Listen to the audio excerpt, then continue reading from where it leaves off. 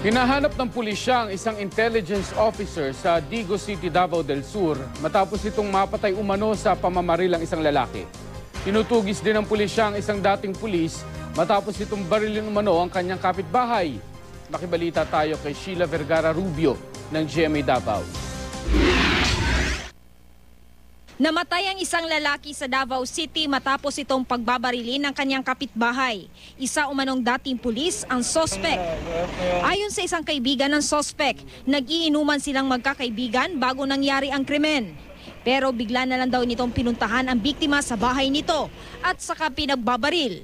Ako wala ko blahin jud ko da, wala ko balo unsay basig sa iyang kamaol na siguro na. Personal na away ang isa sa mga anggulong tinitingnan ng pulisya. Hindi, mayroon na silang grudges. Matagal na sila na may problema, may alitan. Patuloy nilang tinutugis ang sospek sa tulong ng kapatid nito na isa ring pulis. Patay rin sa pamamaril ang isang lalaki sa isang parke sa Digo City, Davao del Sur. Sugatan naman ang isa niyang kasamahan.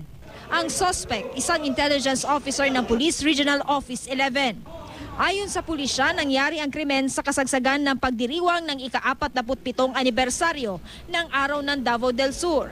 Ayon sa nasugatang biktima, nabangga lang ng biktima ang sospek habang naglalakad ito at bigla na lang silang pinagbabaril.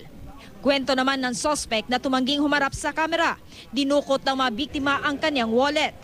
Isang lalaki naman ang nakakita ng wallet ng sospek sa restroom ng parke at ibinalik niya ito sa stasyon ng pulis. Kung nagkasala ang tropa namin, ang pulis namin, dapat niyang panagutan.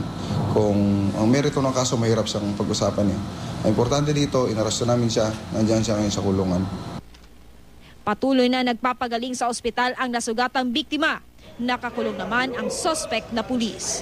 Sheila Vergara Rubio, Nagbabalita, Pilipinas.